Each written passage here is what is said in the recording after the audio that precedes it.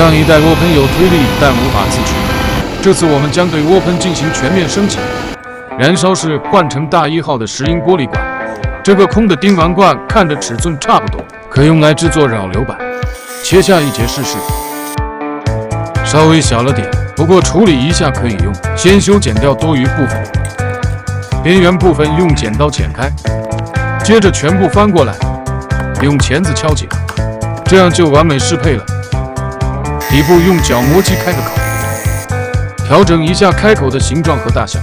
燃料管开几个小口，盘成一圈放进去，扰流板就完成了。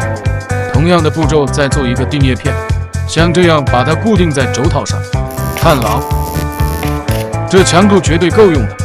轴套的另一端切开，敲一敲，这样就差不多了。扰流板焊接上去，老师傅焊的就是软，还差2个风扇。依旧用丁烷的罐底来做，画好形状直接开剪，剪好的扇叶再整整形，感受一下老师傅的手艺。2个扇叶都做好，把它们安装到轴承杆上，两端用螺丝固定住，修剪进气端扇叶，把叶片组放入燃烧室，看看效果，很丝滑，能明显感觉到风。把螺丝用锡焊封死，避免松动，涡喷漆带就完成了。把它固定到推力盘上，接上燃料管和启动电机，开始试机。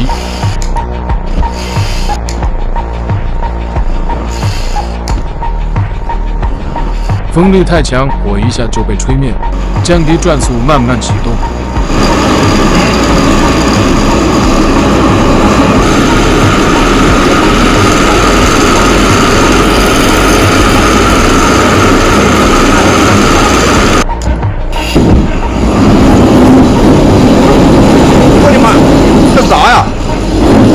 自制失败，火焰出来很分散，加一个喷口看看。